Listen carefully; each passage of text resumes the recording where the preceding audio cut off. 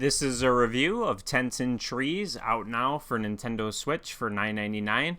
It's also available on mobile and coming soon to PC on Steam.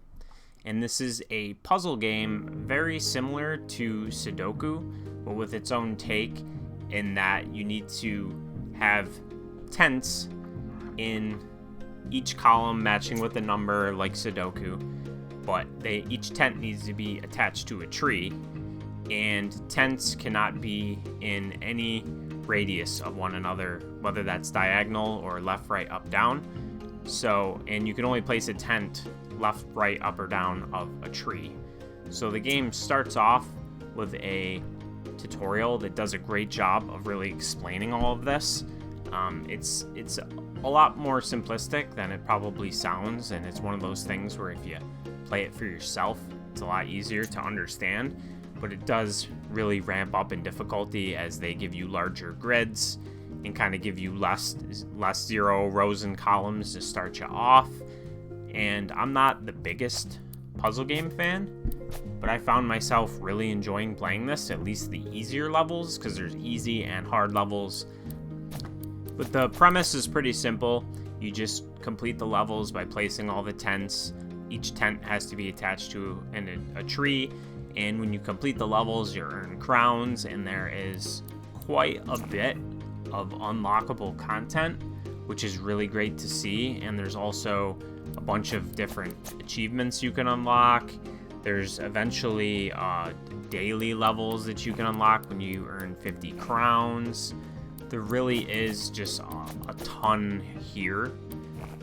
More content than I've ever seen in like a puzzle game like this that is strictly a puzzle game. So there's plenty to keep you busy.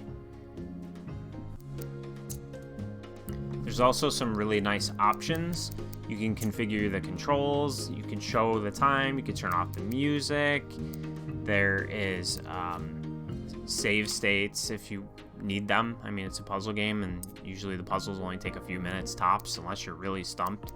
And then there's also themes you can unlock with your crowns, 200, 300, and 400. You can get these different themes which customize the visuals, which the visuals in the interface is all really well done. It's pretty nice to look at. It's very simplistic, but the option to have more visual themes to unlock is cool if you don't really like the default green tree, red tent presentation. The game will let you know when you fill in a whole puzzle if it's wrong, and you can also get hints if you're stumped. So there's a lot to it for such a basic premise. But if you're a fan of these types of games, of Sudoku style puzzle games, or just like these single screen puzzle games just in general, I think that for the $10 price point on Switch, that there's a lot of content here. You can eventually unlock daily trials, which gives you even more content. And there's easy, there's a hard difficulty, there's all different grid sizes. So there's a lot to challenge you if you're a connoisseur of puzzle games like this. I'm not really the biggest fan, so I'm not the target audience of this type of game. But from my few hours of playtime that I played this to make this review, I really was enjoying myself, and I played a bit longer than I was expecting.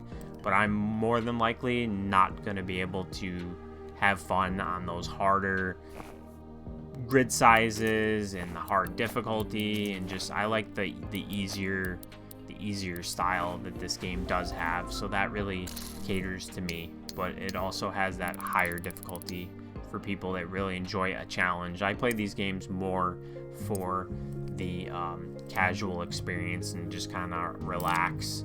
So I will not be playing those harder ones, but they're there if you desire to play that harder challenge, higher grid sizes. I mean, I see a 19 by 19 grid size. There's a constant feel of progression with the unlocks. You complete levels, you earn crowns, you get more content. So there's a lot to keep you busy for a long time on this game. So I definitely recommend checking it out if you are a fan of these types of games. So I appreciate you watching this review through to the end. If you enjoyed this, please consider subscribing, liking, commenting. All that stuff will help me as I attempt to grow as an indie-focused channel. And I appreciate you, so I'll see you on the next one. Thanks for watching.